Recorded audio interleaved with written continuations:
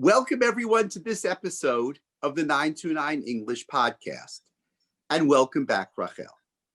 Today, we have the distinct pleasure and honor to conclude our mini-series of love in the Parshiot of the book of Breshit. And Rachel, we've kind of weaved in and out relationships between fathers and sons and husbands and wives and boyfriends and girlfriends, if that's a term that they knew back then. And last week, we actually had the reconciliation between Yosef and his brothers. But this week, we reintroduce the father, Yaakov. And we can't end the book of Breshit without talking about what Yaakov's role in all this is, because he's the foundation that holds the group, the family together. What is Yaakov's role in that reconciliation? And I guess we would say in our terms, in the kind of closing the circle of those complicated relationships that we've been talking about. Big question. It's interesting. It's interesting because on some level, I'm tempted to say that he doesn't have a role in it, that the reconciliation happens almost without him or with him as a passive figure in the background. What really drove the reconciliation is Yosef's compassion and Yehuda's selfless love towards Yaakov and his willingness to sacrifice himself, therefore, for Binyamin, his father's more beloved son.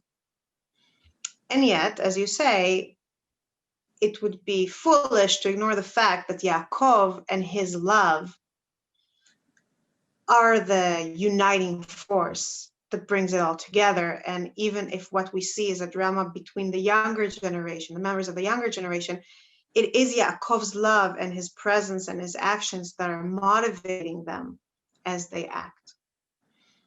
And after Yaakov's come to Egypt, after Yaakov is reunited with his beloved Yosef, as Yaakov is reaching the end of his days, it leaves us with a question of how actively changed is Yaakov by all of that? How much is he an active member of this reconciliation and not just the commodity, him and his love, that the brothers are first bickering over, first not just bickering, being estranged over, and then finding a way to reconcile despite it or with it in the background or with it in mind? How much is he an active part of the process of healing that we're watching in these parashiot? And there's a complexity there, because in some ways Yaakov seems unchanged. At the end of his life, he's displaying the same favoritism that started this whole saga. If in the beginning of Vayeshev, he gave a garment of show of favor to Yosef, in the end of his life, in our parsha, in Vayechi, he shows favor to Yosef's sons. Later, when he talks to all of his children, and after mentioning Rachel with the word my wife, Rachel Ishti, he mentions to them Leah, without calling her my wife. In other words, Yaakov, the man who rolled that rock off that well and pursued Rachel and loved her above everything else, is still very much the same man. And he's still favoring Rachel's children and her grandchildren, apparently, because we see him calling Menashe and Ephraim his own sons above others. And yet, there is a change. And we see that change in the scene when the sons surround him and he gives them his blessings. And in that scene, not only does he acknowledge each of his sons and tells them something personal, sometimes positive, sometimes less so, but still personal, something that shows that he sees them and is talking to them directly. But in that scene, it's also the first time, and this is a little shocking to me, but it's the first time that Yaakov calls a son who is not a son of Rachel, my son. And that is when he turns to Yehuda and says, Bni. And I think this is an important moment, because in this moment we see that Yaakov learned somehow to separate his personal strong emotions from his sense of responsibility, his sense of affection, his sense of care for all his sons, for all his children.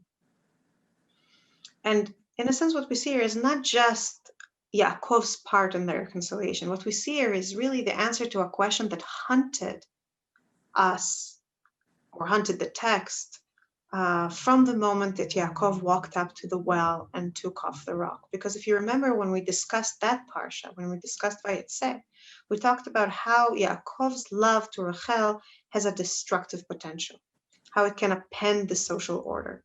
And this is dangerous. Sometimes it's great. Sometimes when the status quo needs breaking, it's wonderful to have this revolutionary power, liberating power within you. But sometimes, for example, when you have to raise your children and raise them in a loving household and make them love each other as well, if at all possible, this kind of love, especially when it's so tangibly visible to the children, can be very, very destructive. And perhaps it's at Yaakov's deathbed that we see the answer to the question how to have this kind of love without destroying everything around us. And that is by learning to separate, learning to make room in ourselves, both for this love and for the other emotions, the other duties, the other obligations, emotional and otherwise, that we have to the other people in our lives. So Rachel, as you kind of paint the picture of Yaakov on his deathbed, obviously also an amazingly dramatic picture with which to end the book of Breshit, you really paint a picture of Yaakov finally understanding what love is all about. The Yaakov who kisses Rachel, who favors Yosef. You know, he's complicated in how he understands love. But like you said, he understands that love means making room. And I think putting together all of our talks, we say love means making room for the other. Sometimes the other is another person, and sometimes the other is another emotion. But that love means to make room for the other. In a sense, that's counterintuitive, because you've talked over these weeks about the fact that love is all encompassing. I'm really in love means, you know, I can't think of anything else or anybody else. And of course, on one hand, that's true, but really real love means to be able to make room for the other. So we conclude the book of Breshit, we conclude these stories with that appreciation. And it seems only right, Rachel, that that lesson should be taught to us by our forefather Yaakov. I agree. And I think that it's also very fitting that this lesson is taught to us just as we're about to enter our enslavement in Mitzrayim. And Mitzrayim comes from tsar, from narrow. And we're about to enter a place of narrowness and suffering from which we will need to somehow burst through and have room and have freedom and not feel so crushed. And love will play a role in that process as well. Great. Enjoy this week's parasha. Chazak, chazak, v'nitzchazek. And we look forward to taking these ideas forward into the book of Shemot. Thank you so much for joining us in this series. Thank you, Rachel, as always. And we look forward to seeing all of you very soon. Thank you. Chazak, chazak, v'nitzchazek.